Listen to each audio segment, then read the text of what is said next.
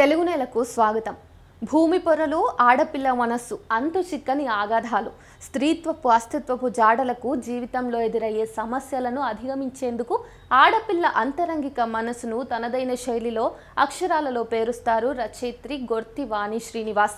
జీవితం ఒక అందమైన పుస్తకం అయితే అందులోని ప్రతి అక్షరం ఆప్తశబ్దాన్ని తలపిస్తూ ఆత్మను స్పృశించాలి.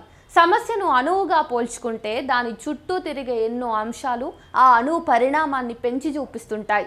అటువంటి సందర్భంలో ఆ వ్యక్తి ఏం చేయాలి, ఏం చేయకూడదు అని సందేహం వచ్చినప్పుడు సమస్య కన్నా సమస్యేతర శక్తులను వదిలించుకునే ప్రక్రియ మొదలు పెట్టాలి.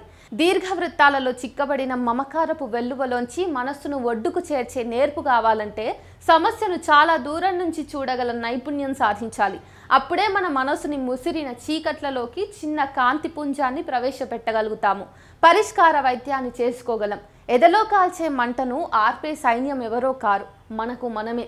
రచయిత్రి గొర్తి వాణి శ్రీనివాస్ కలం నుంచి జాలువారిన నవల వెన్నెల ధారలోని పాత్రలు అద్భుతంగా చరిస్తాయి. ఆ పాత్రల నైజం, ప్రవర్తనలు మనలో భావోద్వేగాలు కలిగిస్తూ వారంతా మనలో ఒకరేమో అన్నట్టుగా మనల్ని ప్రభావితం చేస్తాయి. మహిళల హృదయ భాష తెలిసిన రచయిత్రి పలు సందర్భాలలో భావోద్వేగాలను, అనుభూతులను తన భాషా సౌందర్యంతో వర్ణించిన తీరు పాఠకులను ఆకట్టుకుంటుంది. అందం, ఆకర్షణ, వ్యామోహం, యుక్త వయస్సు ఆడపిల్లను ఎంతగా మనసు కల్లోలం, సంఘర్షణలు, అంతర్మథనాలు చేయిస్తాయో ఈ నవల అద్దం పడుతుంది. ప్రేమ, సున్నితత్వం మేళవింపుతో ఓలలాడే కన్నె ప్రపంచం ఊహకు వాస్తవానికి మధ్య ఉన్న అంతరాన్ని తెలుసుకుని ముందుకు పోయే రాధ పాత్ర ఎందరో పాఠకుల మధ్యలో పదిలమవుతుందని అనడంలో సందేహమే లేదు.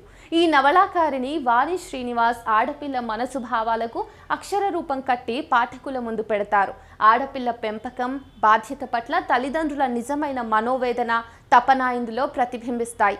మంచి భాషా పరిజ్ఞానంతో మనసు భావుకతకు అక్షర రూపం ఇచ్చి ప్రతి సన్నివేశం కళ్ళెదుట సాక్షాత్కరింపజేయటం రచయిత్రి వైవిధ్య రచనా శైలికి నిదర్శనం.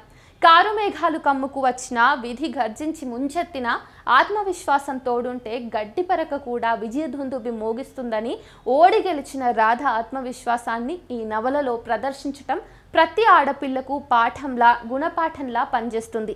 శారీరక అందం తరిగిపోయేదే, మాయని మనసుదే అగ్రస్థానమని చెబుతారు.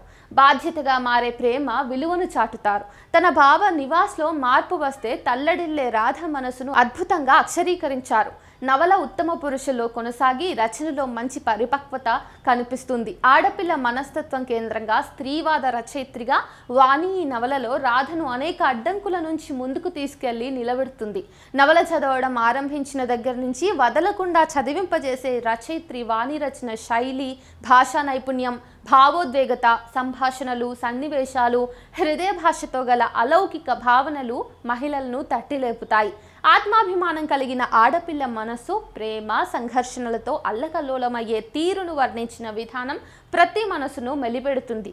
ఇదొక అమ్మాయి కథే కాదు, కూతుర్ని ప్రేమించే తండ్రి కథ కూడా. అమ్మాయిలో చక్కటి ఆత్మీయురాల్ని చూసుకునే ఓ అజ్ఞాత స్నేహితుడి కథ. మనకు తెలిసిన, మనలో మసలే కొందరి వ్యక్తుల కథ ఇది. ప్రేమించడం ఓ బలహీనత, అది మనని మనతోనే ఓడిస్తుంది. ప్రేమకు గంతలు గట్టి ఆడించిన నివాస్ను వదిలించుకునే ఆత్మస్థైర్యం రాధలో చేకూర్చి సమాజంలో ఇటువంటి రాధలు ఏ విధంగా ఆత్మస్థైర్యం కూడగట్టుకోవాలో, జీవితాన్ని ఏ విధంగా కొత్తగా మలుచుకోవాలో ఒక పాఠంలా చెబుతుంది. కపట ప్రేమ నుంచి బయటపడటానికి ఆత్మ శరీరం నుండి విడిచి బయటకు వచ్చే ముందు ఎంత బాధపడుతుందో అంత బాధపడి విముక్తి పొందుతుందని రాధ పాత్ర చెబుతుంది.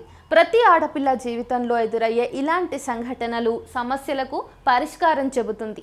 జీవితానికి ముగింపు తెలిపేది కాలమేనని, దాన్ని అనుసరిస్తూ పోవటమే కర్తవ్యమని ఈ నవలలో జీవిత సారం అందిస్తారు. చివరకు నాన్న నమ్మకమైన మాధవ్ బావను సుధామ పాత్ర ద్వారా నాటకీయంగా మలుపు తిప్పి కలపడం రచయిత్రి రచనా కౌశలానికి దర్పణం. రాధమానస మధువనంలో వెన్నెల ధారలు కురిసిన కథ సుఖాంతమవుతుంది. చక్కని శైలి, శిల్పాలతో కథ మలిచిన రచయిత్రి గొర్తి వాణి శ్రీనివాస్ అభినందనీయులు. యుక్త వయసు ఆడపిల్లలకు పలు సందర్భాలలో జరిగే థాట్ ప్రాసెస్కు మేలిమి ఉదాహరణగా ఆమెకు పలు దశలలో ఎదురయ్యే అన్ని సమస్యలకు పరిష్కారంగా తలుపులు తెరిచే నవల ఇది.